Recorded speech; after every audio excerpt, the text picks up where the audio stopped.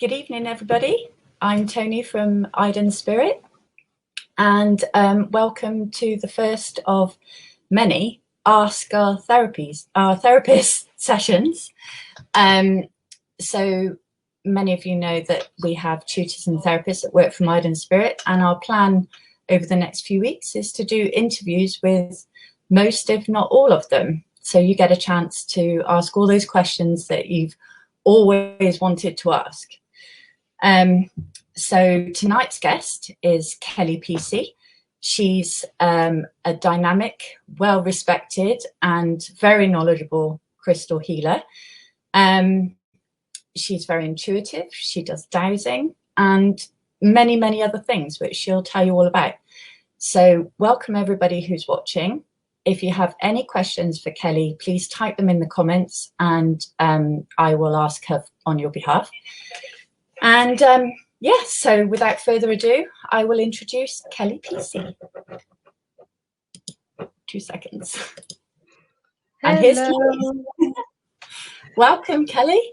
Hi, Toni. Lovely to see you, and thank you for having me on. That's okay. You're our first guest. Woo! So, sorry. Yay! So, we've got quite a few watchers. So, I'll kick off with a really bog standard question that, well, most people kind of ask. Does size matter when it comes to crystals? Oh, love it, love it. Absolutely not. And let's be honest.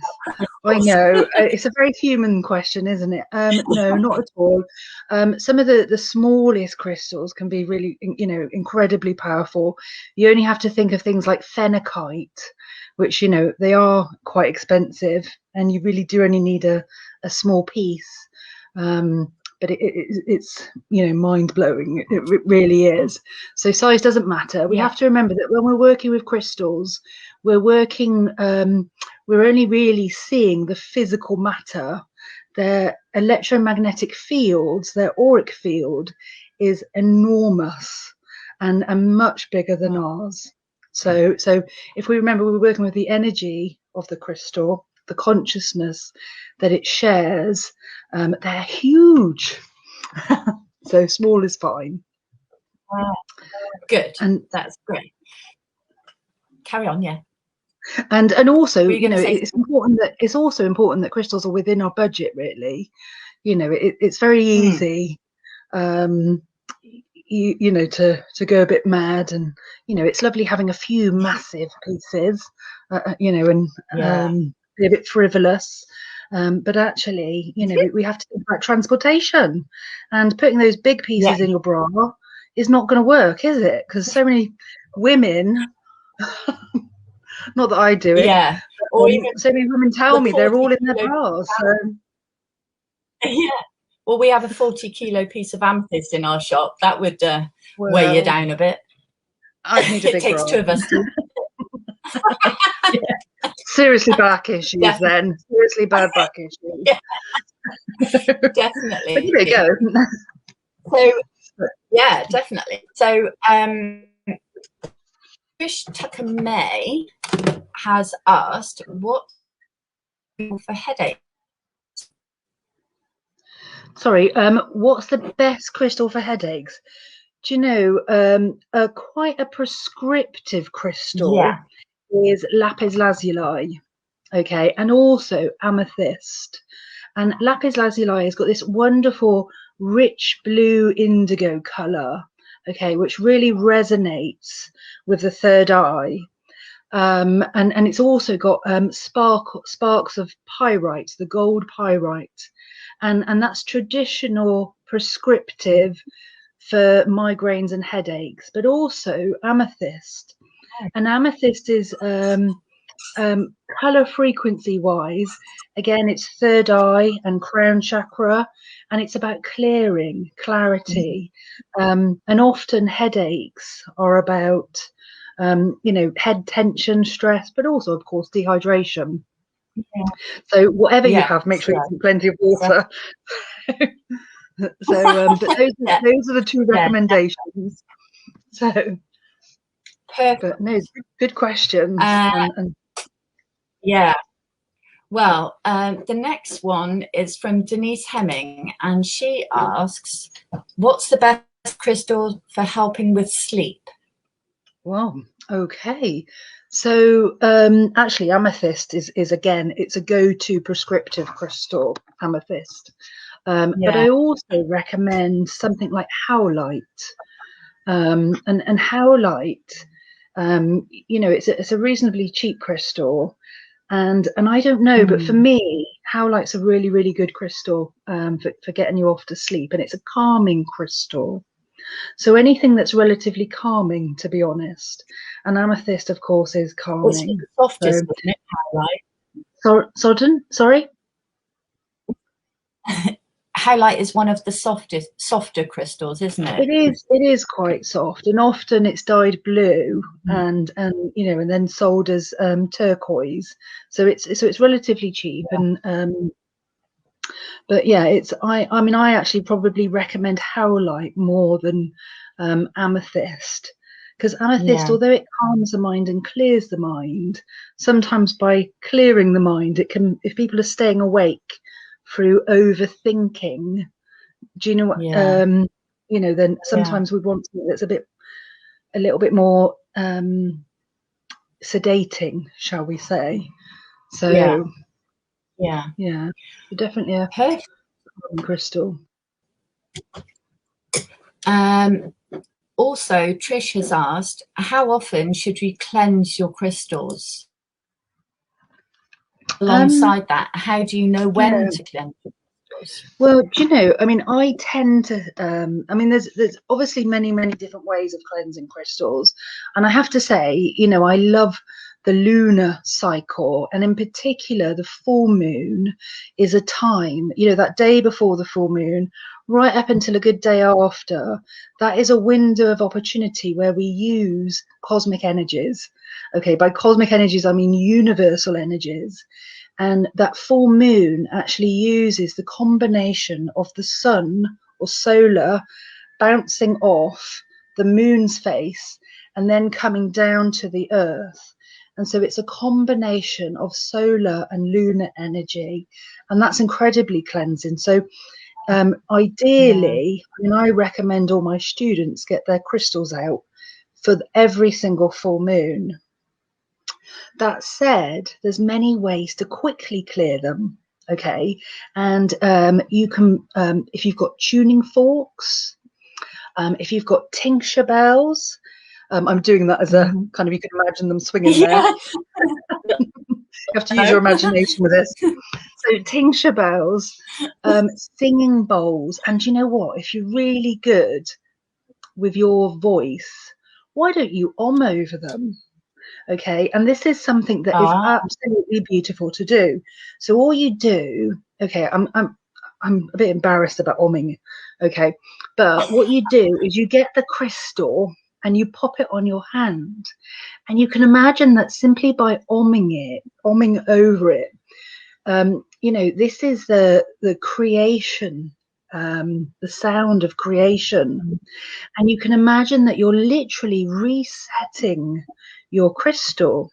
Okay, and so, you know, and I always like to speak to my crystals and sort of say, you know, come on, you know, I want to give you a blessing, or I'm going to put you in the full moon. And I know that seems absolutely barking, but just because we can't hear the energy or the communication from crystals, it doesn't mean our thoughts are not connecting with them. Now, all of nature has a different language to us, and that energy, that language is vibration. It's quality of vibration.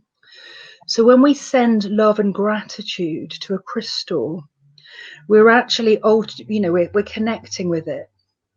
So quite simply, by holding your crystal in your hand and then over it, as long as you've not had loads of garlic breath, I'm sure it won't mind garlic bread. But literally, we literally say chant Om. Okay, and so it's like Om. And you can do that for as many times as you want. I like to do it in sets of 3. And you can just imagine that the vibration of chanting over it is going through the crystal, okay, because it's an energy sound. So sound healing is a really quick way, and of course smudging. And so I know that you guys have got loads, an excellent selection of Palo Santo and sage, and so literally asking the spirit of the plant, asking the elements of fire, air, to clear it as well. And how do we know when they need clearing? Well, to be honest, like I said, how do we know? It's an energy, it's an intuition. And so quite honestly, it's like, oh, I think my crystals need clearing, or actually they look a bit dull, or they, there's just a feeling in us. So, when you see your dog or and I know, you've got lovely dogs, and you just kind of know when they're not happy. You just kind of know when they're not happy, and it's not like they talk to you like, in the English language, but it's just a knowing and a look, and it's that simple. And so I always recommend the moon. The moon is definitely a must. And then in between times, sound, smoke, chanting, blessing, all good ideas. Perfect. Right. I actually don't, to be honest. I'm looking around me. I have got some crystals with me, but I haven't got any. Have you got any, Toni? We don't have any. Oh. Well, just so you know, you'll have to post a picture. And I must admit, I haven't got any labradorite with me at the moment. But labradorite is a feldspar. And feldspar means it has different planes of light reflecting off different levels within it. And in my mind, when we work with labradorite, we're filling our auric field, our multi-leveled consciousness, with light. So it's tremendously replenishing. And of course, it really does heighten your psychic abilities as well.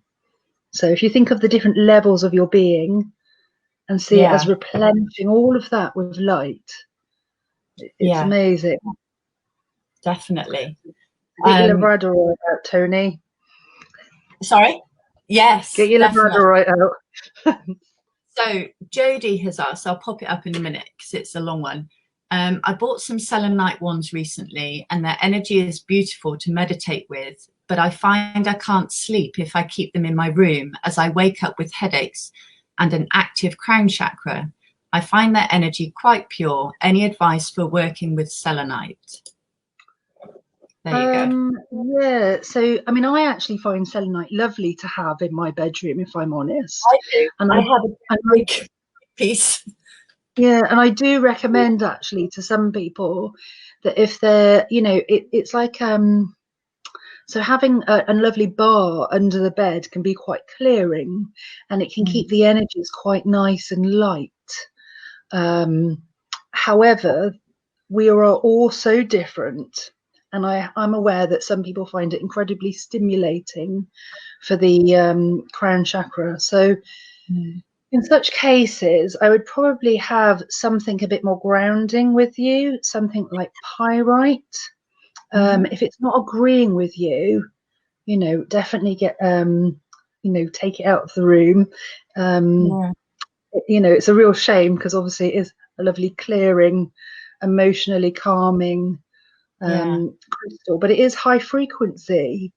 And so maybe something like pyrite, massively protective, massively grounding. Black tourmaline again, really very good. So, but I tell you what is lovely with selenite, if you use it as a wand, and if you imagine that you've got and to me it's like having a feathery brush, okay, and so if someone's saying, oh, do you know what, I've got real aches and pains in my shoulders, and they're really tense, knotted up, and if you're really lovely, you would go behind them with your wand your selenite wand, and just imagine it's like a brush, okay, and it's got little feathery bristles all coming out of it and around it. And then if you just stroke it down by the neck, down the shoulders, and down the back, and also down the head. So make sure you're going down, okay? If you just stroke it down the body, you can imagine very much like brushing your hair, and you're getting all the little chinks of knotted, tense energy from the auric field. That's a beautiful way of really, you know, it's like an auric massage, but with selenite. It's lovely, it really is. And and honestly, you have to get Libby to give you one. I definitely will. Yes. Vicky has asked, I want to give crystals as a gift to someone who is suffering with low mood but also grief. What would you suggest? Okay, so prescriptively, it's very difficult because obviously these are sort of asking questions, you know, what's a prescriptive sort of known, and often, you know, what I do try and say to people is, you know, to intuitively tune in, because sometimes when we prescriptively pick crystals, we're actually limiting what they do. You know, we're assuming that's the only thing that they help with. And of course, you know, we're really only learning all the time. So, but traditionally and prescriptively, manganocalcite is lovely for grief. As I say, when I say lovely, when's grief lovely? But it's very comforting and it's very nurturing. And what's really beautiful is if you can get a nice carved angel out of manganocalcite. So it's a really soft pink calcite. It's not clear like normal calcite, and it's just beautiful. It really is, and it really holds the heart energy. And so it's dealing with that loss, and lifting the mood. I would say the ultimate mood lifter is citrine. And citrine, you know, it's that the happy stone. What are your thoughts on burnt citrine? I don't like it. No, we don't either. I don't like it. Don't get me wrong. I don't think it's like. Sorry, say that again. Why they do it? Why is it that they do it? It's just a way of, you know, I mean, not many people realise it's you know, not real, you know, citrine, but real citrine is so beautiful. You can really tell the difference, and it's a lovely pale, clear colour, and whereas sort of cooked citrine is very, very bright. And it's not like it's cruelty to crystals or anything, because I don't particularly believe that crystals have a pain body like we do. However, what you are doing when you treat a crystal is you are changing its structure, okay? And you are you know, you are. Sorry, what? It's originally amethyst that they changed. Which is beautiful on its own. Yeah, no, it is, and you know, you see it with smoky quartz as well. I mean, do you know what? If someone bought it you as a gift, it is still a crystal. And it is still a healing crystal, and it still has beautiful, beautiful qualities. But for selling purposes, you know, it's really important that when people buy citrine, that they're aware that it's either real citrine or amethyst that's been treated. Because it will have a very different energy. Okay. And there's also the case that sometimes, you know, it's important that we give that crystal love. So we tend to buy crystals and look at crystals as if they're kind of sorting us out. And that's often why we're drawn to crystals. You know, we have a love for them. And on some level, you know, we feel, certainly when we're working prescriptively, that they're going to help us with an issue. But actually, you know, when you get a crystal, it's about returning some of that love. And crystals that have been irradiated and treated, You know, there is a, I don't know, it's about honoring. And I think, you know, as a species, we have forgotten how to honor nature. Yeah. You know, and so see everything as a divine, you know, being of consciousness, really, you know, and honor the fact that it's made its journey to you. And also remember that we're going to be long gone. You know, we think we're keeping the crystal. Those crystals are keeping us. Yeah. They are keeping us. You know, we are. So, you know, we'll be gone and they'll still be here. And hopefully the next people that own them will love them and cherish them as well. Yes, definitely. So, wow. Marie House, she says, I've said it before, Kelly, and I will say it again. I could literally listen to you talk about crystals all day and night. Oh, Marie. Oh, love you. Bless you. Thank you, Marie. Yeah. I bet you wouldn't say that. My husband wouldn't say that. He tells me to shut up. Rude. Rude. Rude. Where are we? So Daniela Dunn would like to know how to use a crystal grid. And I would imagine that's quite an in-depth answer. It's okay. We'll have a go. Yeah, Daniela is on her start of her journey. It's so exciting. Oh, fantastic. Yeah. Well, crystal grids, you see there's crystal layouts and there's crystal grids. So generally speaking, crystal grids use sacred geometry, okay? And sacred geometry are two-dimensional representations of creation, okay? So the most common one that people choose, or the common ones, are either the flower of life or Metatron's cube. And unfortunately, sorry, I haven't got any here to hand to chuck up and show you. But they are. Pardon? We haven't either. It's surprising what you don't have at home. I know, it's like, gosh, I really need like everything around me. But the flower of life is a blueprint for creation. And so when you work with the symbol, okay, you are working with something that it's the very recipe of how life takes shape and form. And if you add to that crystals, well, crystals have been formed over millions and sometimes billions of years. And the way they are formed, they are so strong. You know, they really, their energy is so resilient. And when you add to that, you're working with crystals like quartz. Quartz is an amplifier, and it amplifies and it transmits and it receives your intention. Okay, so quite often we create for distant healing, we would maybe use say a flower of life, and I would maybe put a person's name underneath it, or a lovely picture of, well, it doesn't have to be lovely. There's no lovely pictures of me there, but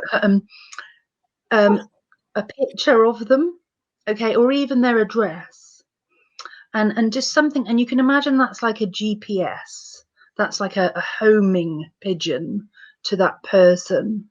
So you put that underneath the symbol, and you know, I mean, I know you do wonderful wood, and yours are just amazing, and the fact that you do them by hand just goes to show the love you put in.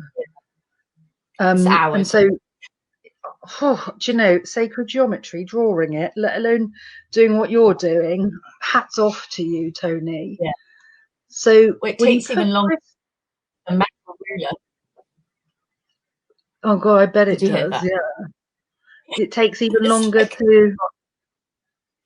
Well, the straight lines on Metatron's cube with a metal ruler, making sure it doesn't get hot, and you're like, So it's free actually. Yeah. Well, I'm absolutely useless at drawing circles, and so if you ask any of my students, and you know, in sacred geometrical, when we're learning sacred geometry, my circles are just really dodgy. But so the crystals are amplifying, and they are transmitting signals or energies, frequencies, intentions. Yeah. So if I want to send loads of, I don't know, Archangel Raphael with the emerald ray, and I want to put some crystal energy in there, I'm going to work with the flower of life, the person's name, and then I'm going to intentionally broadcast that to them. Okay. And obviously, what I would say to, is it Daniela? Yes, Daniela. What I would say, Daniela, is it's well worth, even if it's not with me, but it's well worth attending a workshop just so you get into the right state of mind before you start doing that. It's really important that before we start sending healing to other people, we get ourselves nice and grounded, and we get ourselves connected and protected. So crystals are phenomenal for healing, for manifesting, for developing our own awareness of our own blocks. However, it is really important that we practice energy maintenance or energy management, or another word is spiritual hygiene. So, but sacred geometry is very, very powerful with crystals. Yeah. Have you got any workshops coming up, Kel? Well, do you know, I did have an introduction coming up with you guys, but You did, I know. in lockdown, it's getting on my nerves now, honestly. Tell us about it. We want you back in our shop. Well, I want to be back in your shop. I want to be seeing people. I know. But as soon as online, or at the moment, I haven't got any crystals workshops online, but that's not to say that I won't have. I mean, obviously, I do the practitioner training, which is with my school, and I do that in Cheltenham. Yeah. However, at the moment, we're not allowed to do any in-person training or in-person workshops or anything. But, I mean, keep a check on my website, keep a check on me on Facebook, keep a check on you, because I'll be with you soon. Yes. Hope so. All that. We'll pop to your website in the comments and pin it for people. But we have got, I have planned a few dates with you to do some stuff this year. And so as soon as we get the go ahead, I'll be in there with my swimwear, as they say. So women around. I'll be there. Yeah, definitely. Denise Hemming has asked, is there one you can put on your body after a bad day to chill you out and get rid of the bad day you've had? So I'm guessing it kind of. Yeah. Just so, do you know, intuitively, as I'm linking to this question, I feel like I'm linking to whoever this person is, Denise. Okay. And in your case, I would suggest smoky quartz. Okay. Because smoky quartz is about grounding, it's about calming, and it's actually very clearing. So often when we're really stressed, our energies are all up here, and it creates a tightness around the head. We feel like we can't think straight, we just feel agitated, and it really, our mental body, our aura, and all around our head is just literally frustrated, tangled up, not functioning properly. And what we need to do is we need to bring all that energy all the way down the body. Okay, so literally, if you were to have a piece of smoky quartz, and I would imagine, okay, I haven't got any, or have I? I haven't got any smoky quartz with me, but I've got some quartz. So if you were to imagine that you had some smoky quartz above the head, I can't see myself very good in this, but imagine that you're just drawing your energy and you're pulling it down. So this is like the apex, which is the point, is the wand element. That's directing energy. Okay, so with a smoky quartz point, you're just drawing your energy and you're pulling it down. So just imagine that you're just pulling all of your aura down and take it all the way down through your central channel until you get to your feet. Now, if you can imagine, you point it right down between the feet and you take your energy and you are earthing this cord of light. Okay, you're earthing this cord of light right to the center of the earth. Mm-hmm. And just imagine that all of your auric field is draining. Okay, and it's not like we're having a dump on earth, you know, dumping our energy. What we're actually doing is we're getting rid of excess energy. Okay, and so the excess stress, we're allowing it just to drain away from the body. Okay, and that's really, really important actually. And so you can imagine it as a bit of a defrag, you know, so you're just letting all the useless nonsense of the day, you know, go away. And just, of course, always ask Mother Earth, like you would ask anyone, person, you know, I ask, please, can you accept this energy and transmute it, recycle it? And obviously always thank our crystals as well. It's a really good, that is, to me, would be the answer. Yeah. Well, you were spot on, because Denise has said, oh my God, that's so true. That's how I feel. So well done, Cal. Thumbs up. Oh, thank you. I feel like I offered myself. Yeah. So definitely smoky quartz. Yeah. And Denise, you know where to go to get some.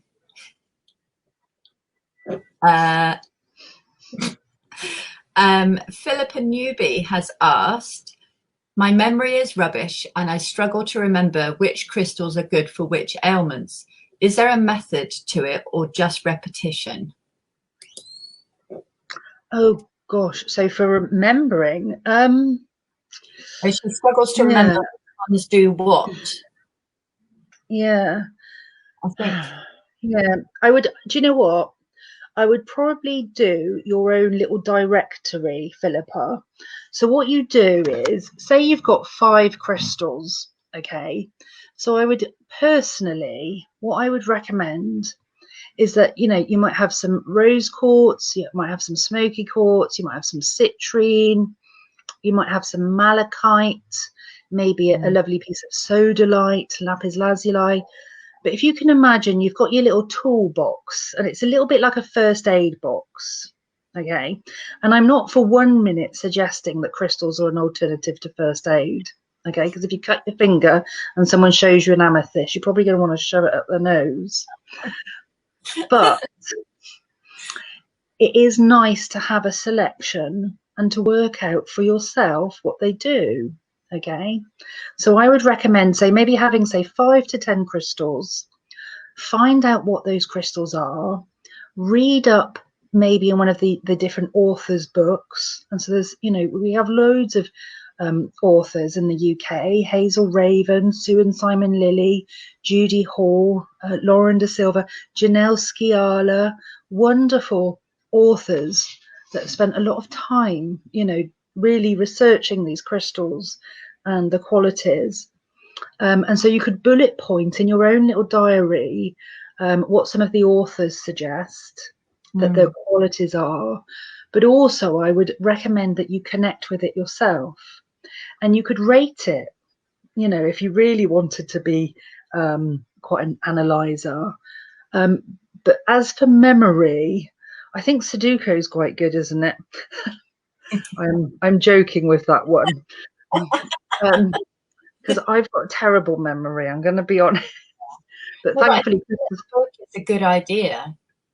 You know, to do your own directory. Yeah, that's a really good idea. We're always being asked in the shop, what does this do? And it's like you just have brain fog, and you just think, amethyst, what do you use amethyst for? No. It's simplest of crystals, and your head just goes completely blank. So yeah, that's if you could have like 5 bullet points from other authors, or from, you know, a crystal therapist or crystal teacher, and then have your own 5 bullet points. And I do recommend that you give that crystal time, okay?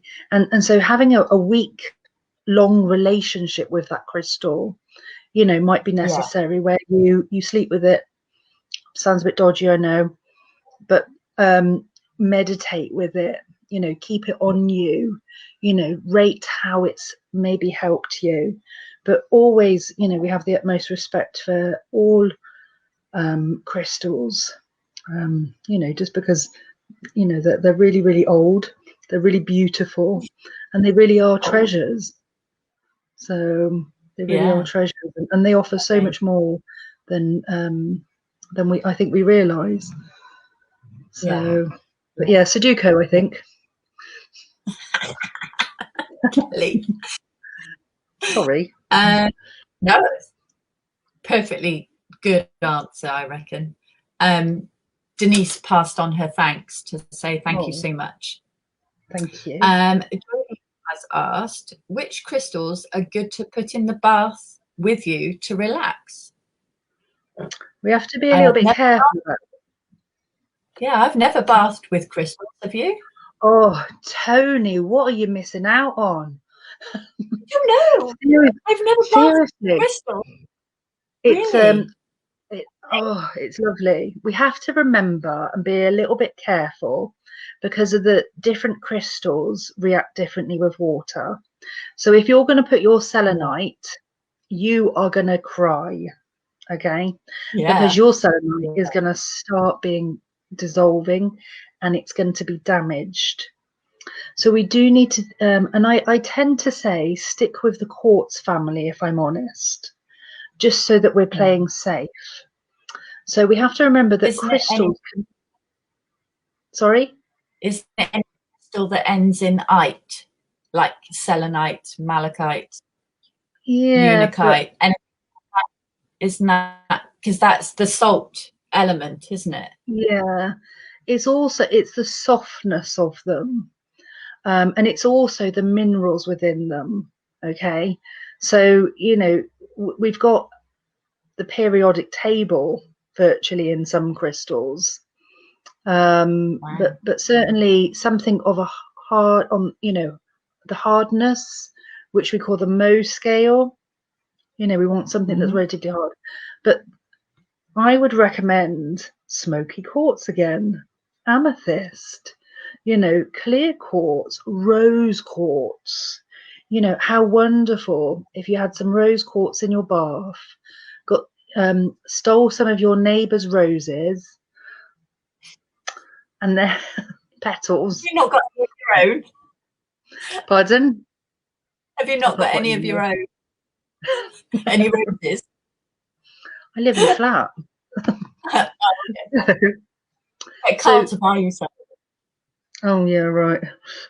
So, but you could get some lovely rose petals or dried rose petals.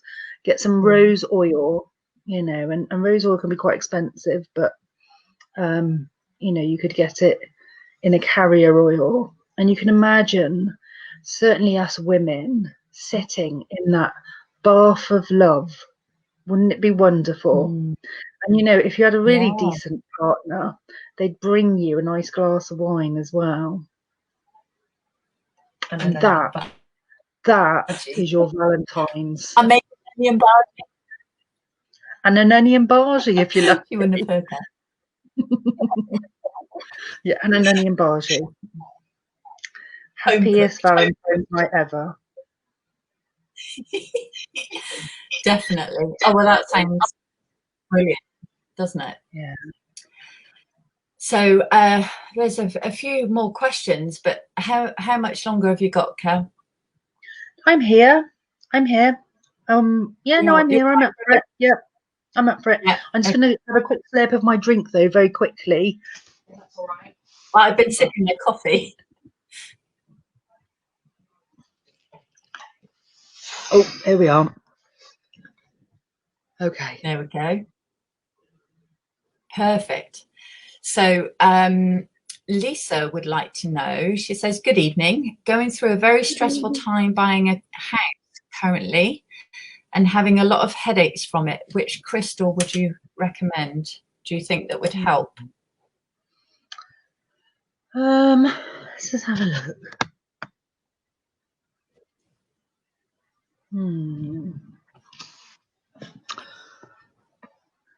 So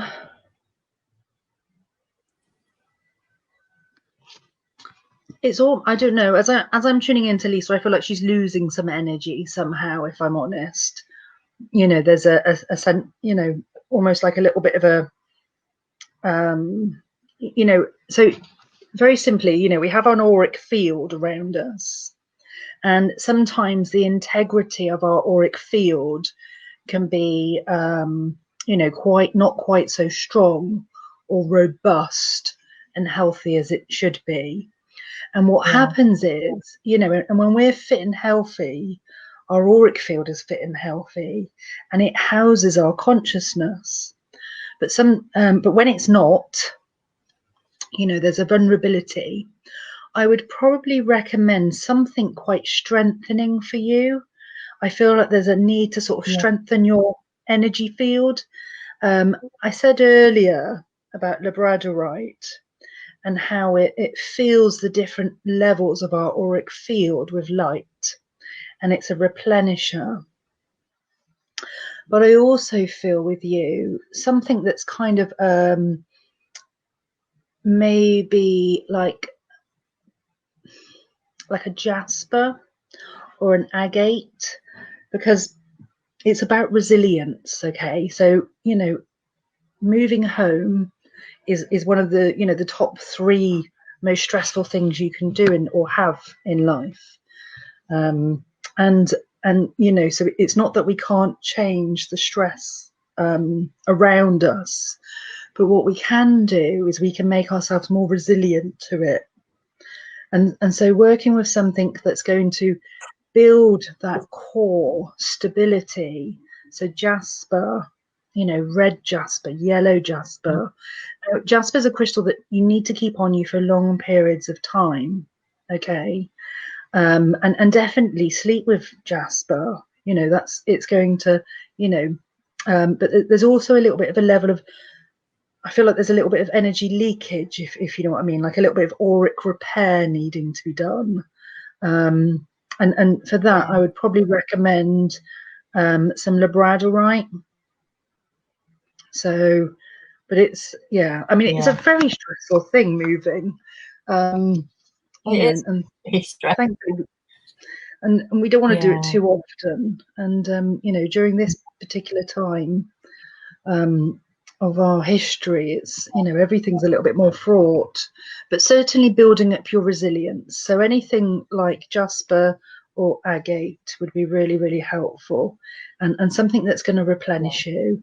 I mean, ruby and garnet are energizers, but the thing is they're going to energize you, and if your aura is not quite so stable, it will leak it out and it won't last. So we want that kind of slow burning energy, and also to do a bit of auric repair. Yeah, definitely. I hope that helps, Lisa. Robbie has asked, what crystals are best for depression and anxiety? Well, that's a speciality of mine, actually. So certainly anxiety and depression are something that, you know, I've experienced myself. I must hasten to add, not for a long, long time, but it's certainly part of the reason, you know, why I devoted a lot of time to working with crystals, actually.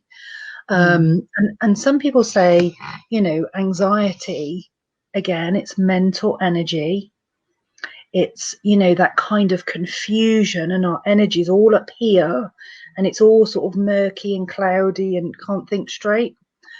So certainly anything that's grounding, bringing our energy down. And so, like I said for the person earlier, you know, that working with something like smoky quartz, just drawing our energy down. Also working with the selenite brush is very, very good. Get those kinks out, those, you know, the knots of negativity in our auric field. You can imagine them. That's it. That's it. So it's huge. It's so big it would fit over the screen. There we go. It's like a javelin. It is huge. So, and if you can imagine that you're just brushing that through your own body, but specifically the head, the shoulders, and you know, sometimes stress really gets us in our tummy as well. So just bring it, brushing down our aura, and imagine that the bristles or the energy feathers of the selenite brushes through our physical body. Okay. Some people say, you know, again, grounding, you want to get crystals that are like black tourmaline, obsidian, jet, you know, shungite, you know, as, you know, because grounding's really, really important. The only thing is that sometimes for people that are depressed, they can't, being grounded means to be here in the real, in the now. Okay. You know, part of grounded is about being earthed to the earth, but it's also about being present. And for people who are severely depressed, actually that's quite difficult. They don't want to be here, you know, they really don't want to be here. And so a massively grounding crystal can actually feel even worse for someone, for some people, not everyone. So it's really important that when we ground, we understand, you know, sorry, when we're depressed, what happens is the chakras start to close down. Okay. And so these energy centers, they say, I can't deal with this. You know, I don't want to know. I don't want any more stress. So I'm going to sort of kind of, you know, become hermit-like, you know, and so we start going inwards because we don't want any more nonsense. And gently we need to trust that we can reopen them. So to give someone a massively grounding crystal might, you know, it's really important that we balance that out. Okay. So certainly having a selection of crystals, one of the most important things with anxiety and depression from my own experience is about self-love and self-acceptance.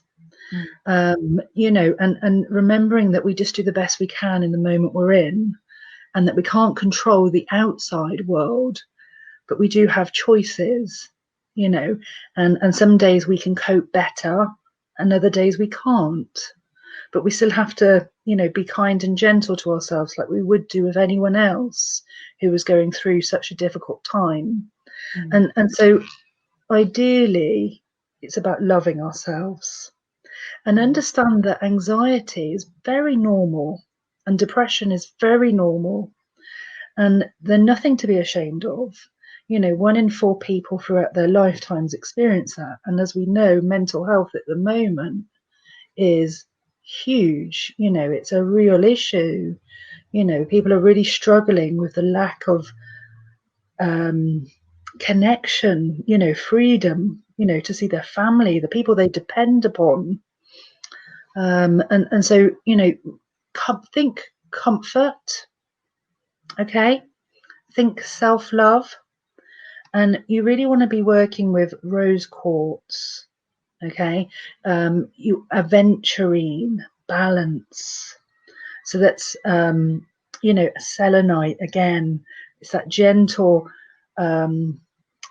fluffing away, you know, smoky quartz, drawing our energy down, grounding our fears, but not too heavy. Amethyst, you know, opening up the mind to new potential ideas. Citrine, you know, definitely lifting up the mood. And carnelian. And the reason I say carnelian is because carnelian stimulates the sacral chakra. And the sacral chakra, which is just below our belly button, this is where we experience pleasure and joy, the sacral chakra. And often, you know, during depression and anxiety, joy isn't something that, you know, we experience at all, you know. And certainly, you know, this is the problem at the moment with the situation that we're globally in. You know, where is the joy?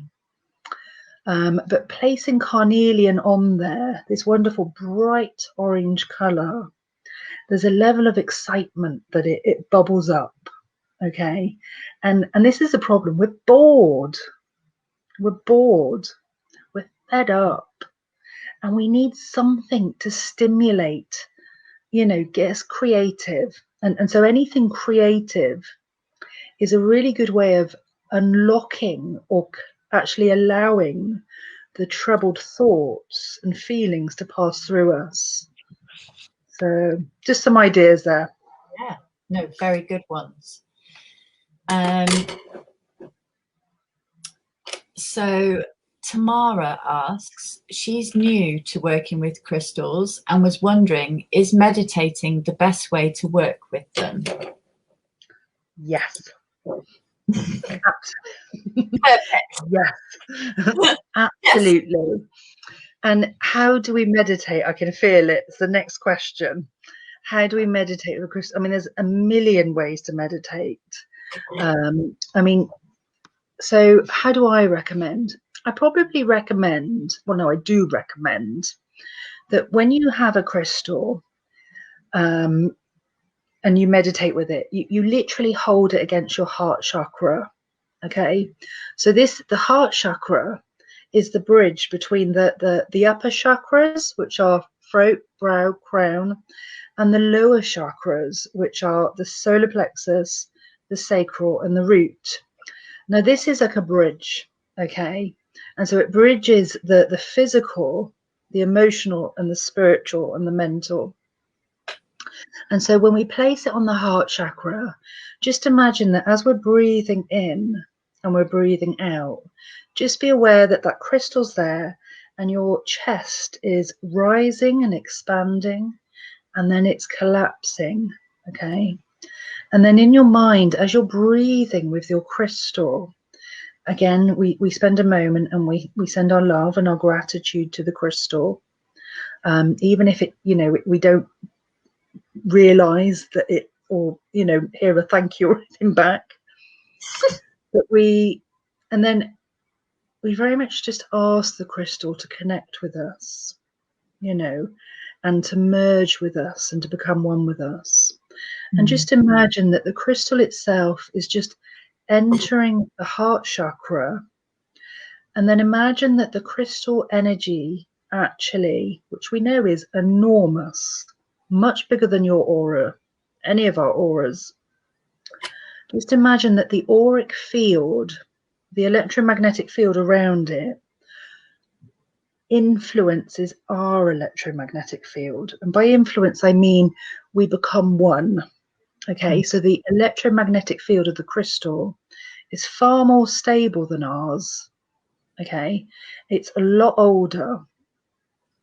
Those molecules have been taken a long time to create. I'm 44. You know, that crystal might be 2 million years old. And if I've got that crystal around me, you know, that electromagnetic field is going to be causing my electromagnetic field to go into coherence with it, as opposed to the other way around. And so just to, you know, that's a really good way of doing it. And then you can ask in your mind and just be the witness, you know, just ask, you know, what is it, you know, how is it you are affecting me, and see where your attention goes. You know, is there a part of your body that you find yourself drawn to? Are there colors? Are there symbols in your imagination? Are there, you know, so just allowing yourself to be the witness. And again, don't try, because the thing with meditation is it's lousy if you try. It's usually, you know, it really does take that kind of letting go, you know, very much being the witness and allowing. And anything you receive, anything intuitive, is always a gift of the present moment. The minute you try and get it back, you're like clinging on to thin air, and it's not possible. So it's very much going with that flow of, It doesn't need to make sense, but you are having what I would say an intimate moment with that consciousness. Now, intimate is nothing sexual. It is a togetherness of energy. Okay, and you know, very much, you know, you can stand next to a tree and do that. You know, you can obviously do that, you know, with your pets or your loved ones, or yeah, it's just holding space together. Yeah, perfect. Where are we? Oh, Lisa says that the one that's moving house, she says she has lots of red jasper, natural agate, and labradorite, and they're her favorite crystals. So perfect. Oh, yeah, thank you, Lisa. That's great. So, yeah, that's good, isn't it?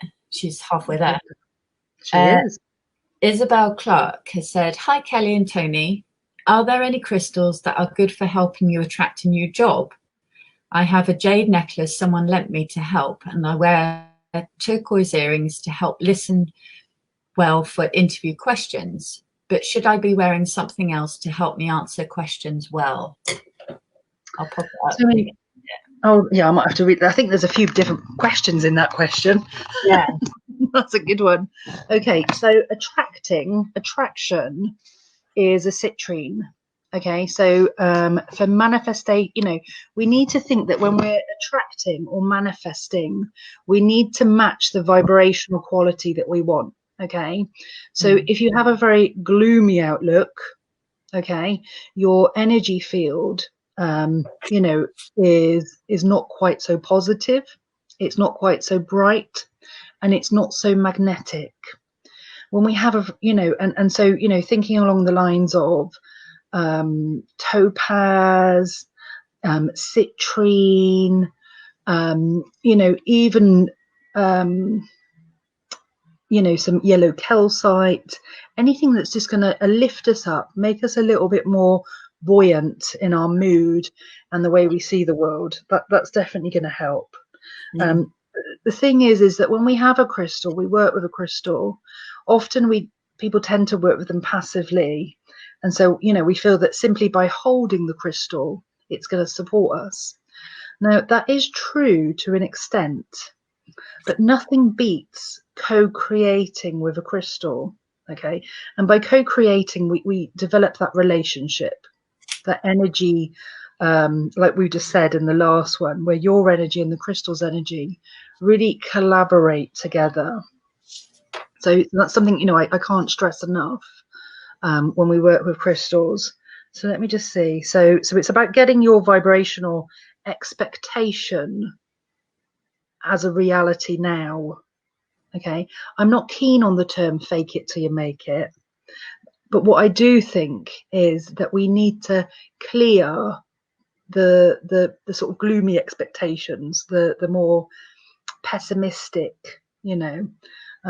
I'm very much an optimist, if I'm honest, and sometimes an optimist, you know, there's the realist, and the realist, I think, you know, the glass is half full, and the pessimist, you know, the glass is going to empty soon, and the optimist thinks it's fine, it's going to fill up again in a minute, and it's going to keep filling up.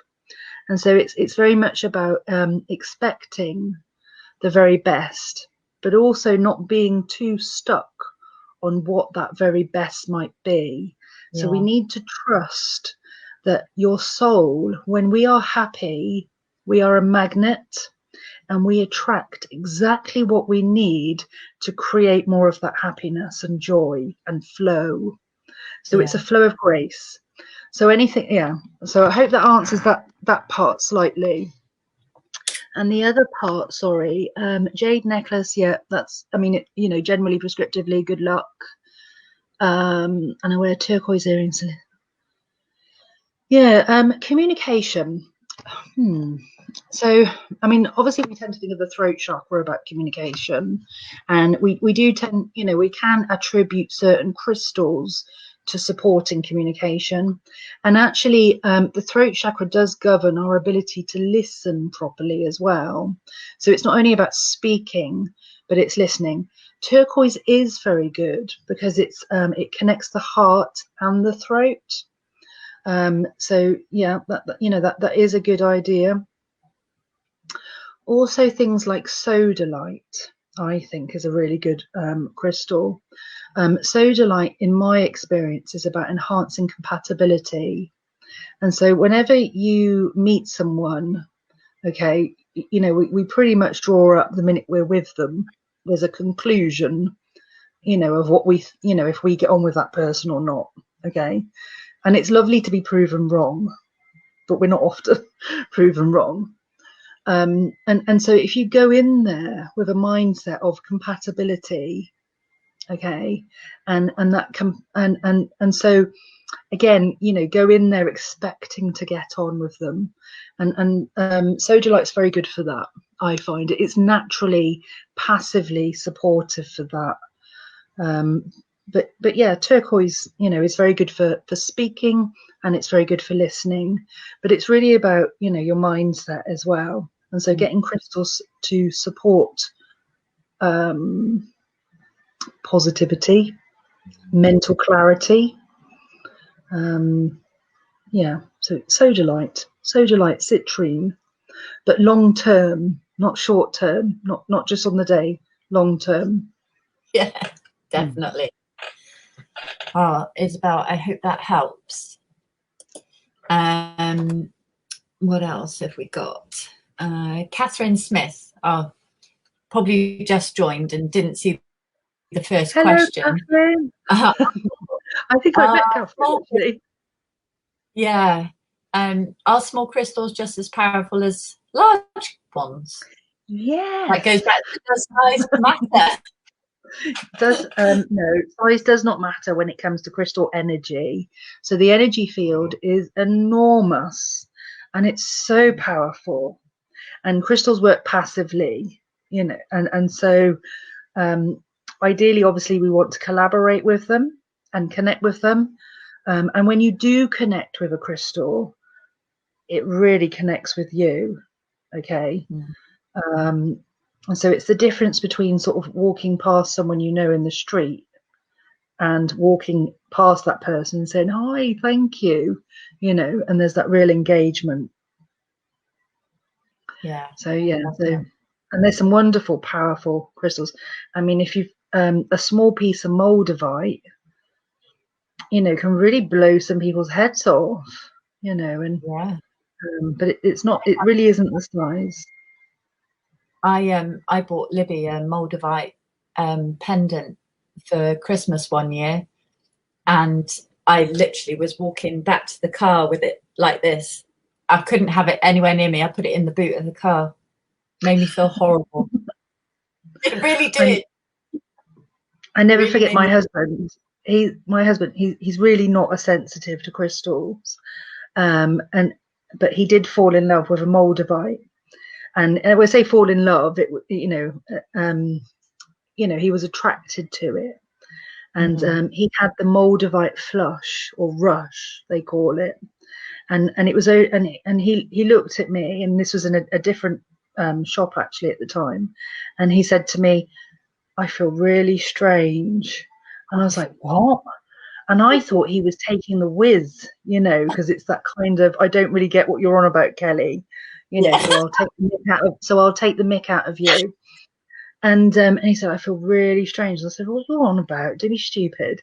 And he said, I really feel like my heart's gone into palpitations, and I can feel all the blood flowing. And I tried not to laugh at him too much, obviously, but and I said, look, actually, you're having the moldavite rush. And it's quite a pokey number, that one. So now he's got two massive pieces next to his bed, next to the side of his bed. So he's obviously not quite so affected now. No, immune to it. Isabel said, thank you so much, Kelly. I will look for some sodalite or turquoise. You can come to us, Isabel. to help, would definitely do the connecting with them too. Can't wait for more courses too when we can do them. Best wishes, Izzy. Oh, thank you. Bless her. Lovely to hear from you, Izzy. Yeah. If anybody who there's still quite a few people watching.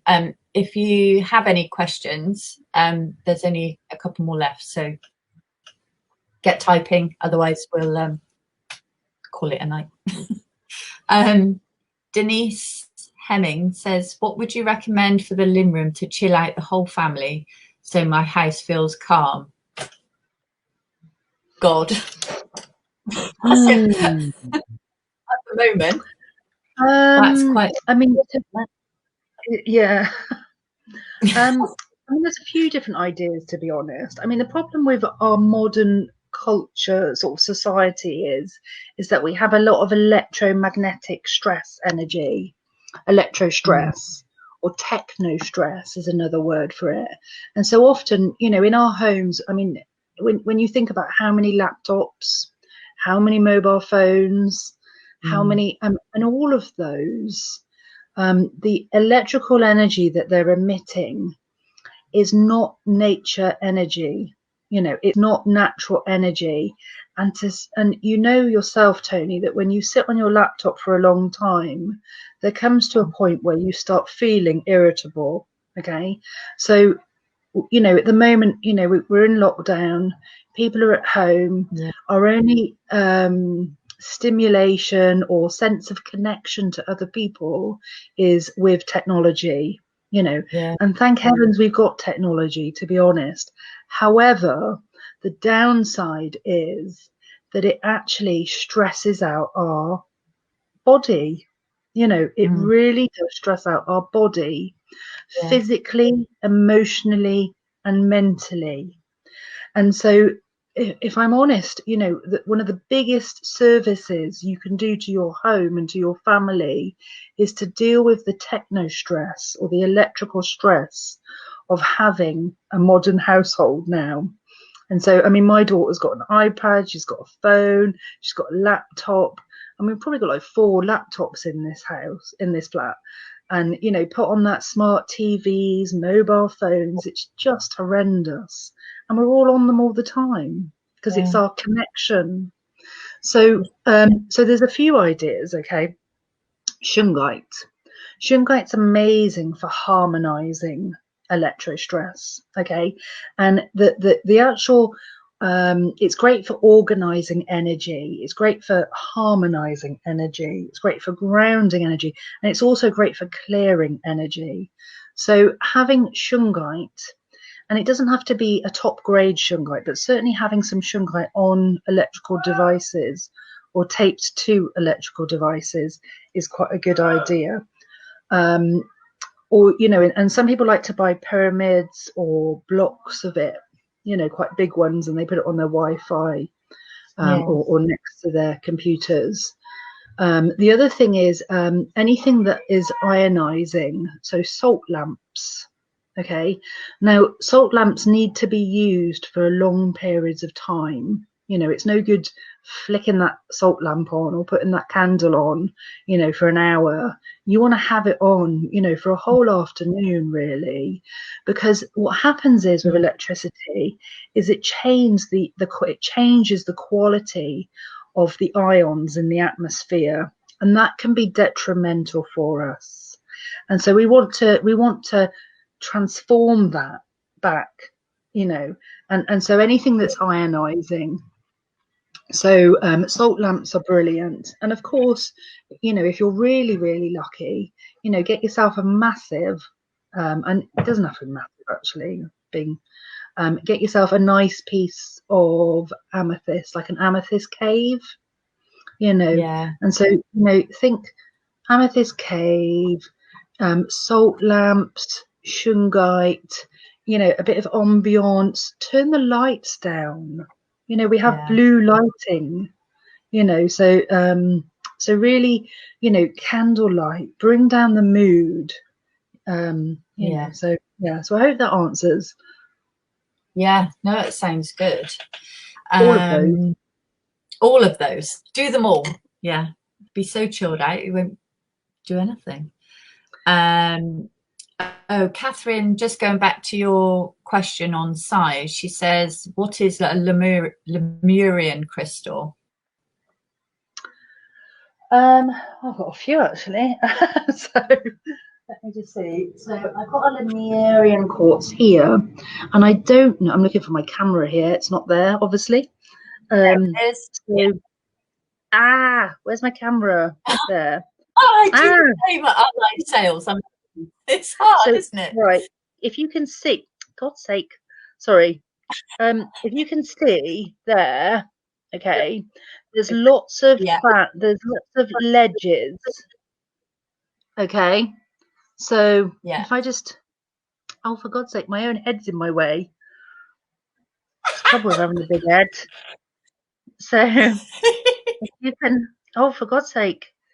So I'm not really doing this justice here. If you can see, there's lines. I'm not going to be able to do sales ever, am I? I'm not going to be on one of those TV selling stations because I can't find the. No, so I do exactly the same. It's so hard. Oh, for God's sake! You could see them, and you can see them as you turn it round. There. Can you see those ledges going across? There, where my nail is. Yeah. So this here. God, now I can hold it. This here is a wonderful Lemurian seed. Now, the theory going is that there was a civilization, an ancient civilization, that had absolutely no density, no body, so that there was no physicalization of this civilization. But the theory being, again, they're part of our ancestry. And so these crystals, the Lemurian seed crystals, are believed to, the Lemurians worked with nature, they worked with crystals. The Atlanteans also worked with crystals. And it's like they have the memory of what they were used for. And they're powerful tools. You can see this is a slightly curved wand. Okay. And by being a wand, the energy is very directed. So the energy, in fact, quartz crystal has a piezoelectrical quality, which means when you squeeze it or you press it, which is why, ham radios were able to transmit energy, was because they would, the crystals, the quartz was compressed to a certain level to get that energy out. But what we feel is when we hold a crystal, particularly quartz, for any long period of time, it starts to vibrate in our hand. Sometimes people say it feels like a pulsing. Okay. Other people, it's like a fizzing. And it very much changes temperature. So whilst we might expect a crystal to get warmer, sometimes it actually gets cooler.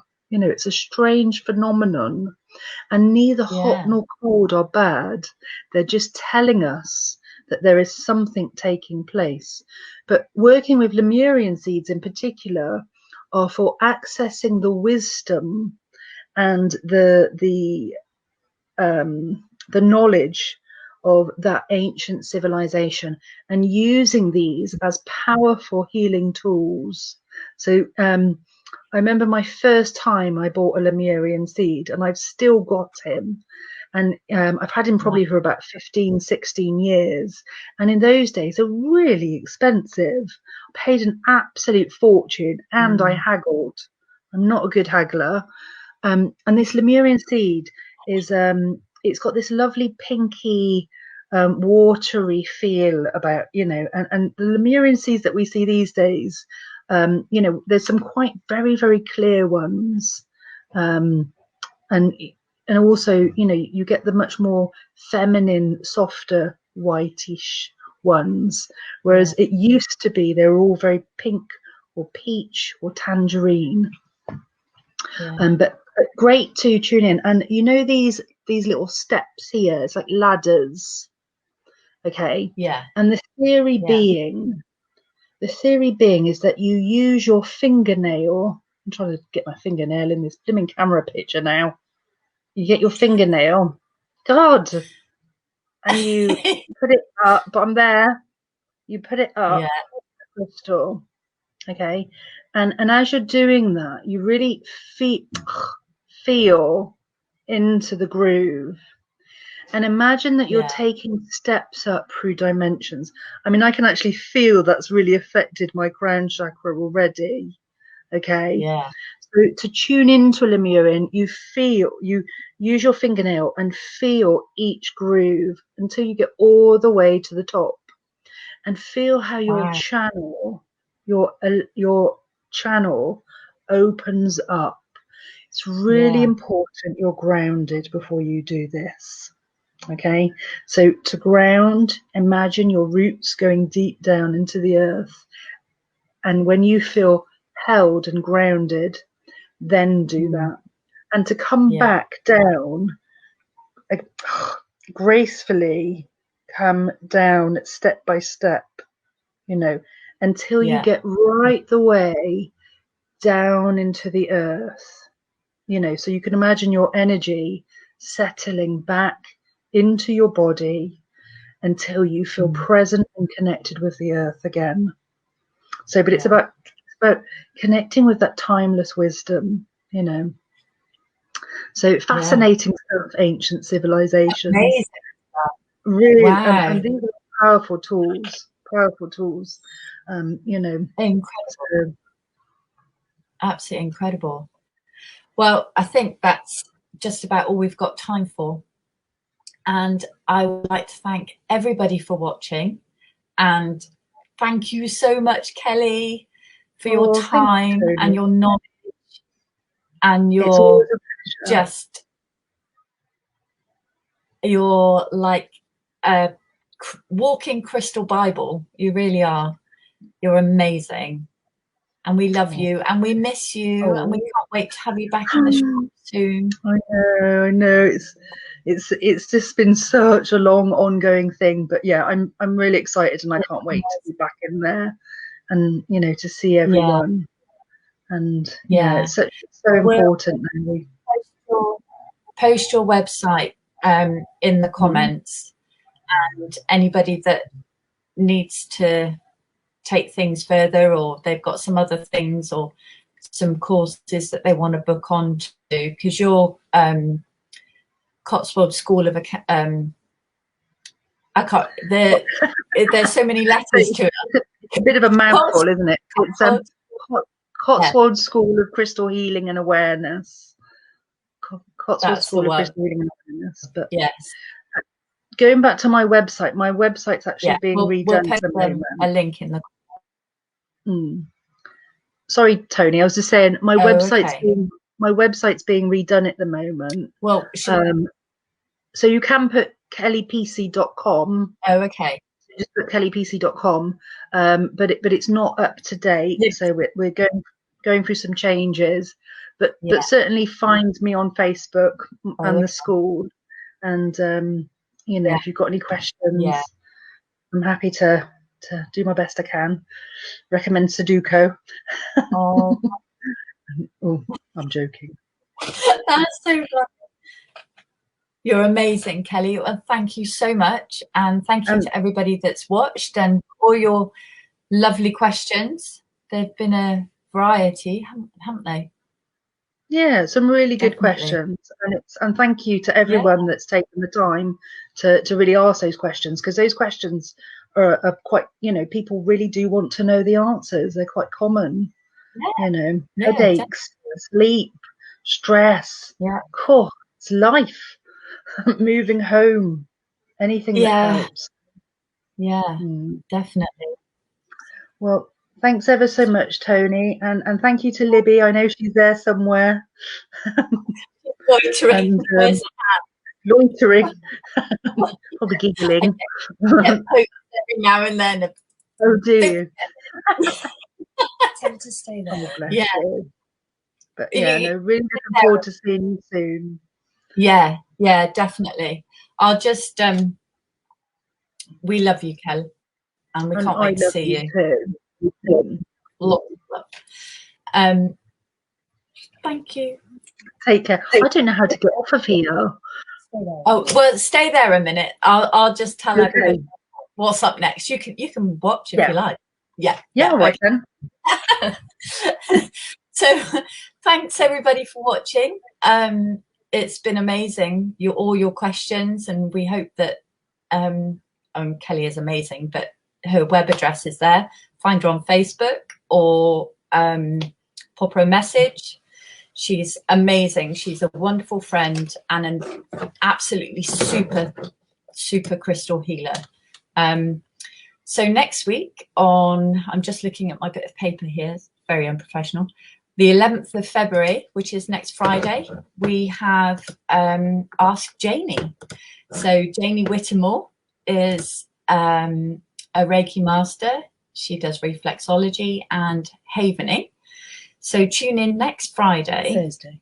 Oh, sorry, Thursday. God, see, poke from beyond. Tune in next Thursday at 7:30, where I'll be chatting with Janie, and you can ask her questions about her healing techniques, and similar to Kelly, really, just with healing.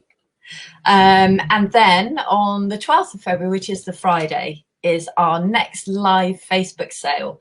And yes, Robbie, we'll be selling carnelian and shungite and quartz and anything else. But in the meantime, Libby spent most of the afternoon uploading all our new stock, which arrived this morning. So I think we've got 100 new items. So if you go to our website, which is floating across the bottom of the screen, you can see all our new products. If you can't wait till Friday, go and have a look on our website. And yeah, there's lots of Valentine's goodies. There's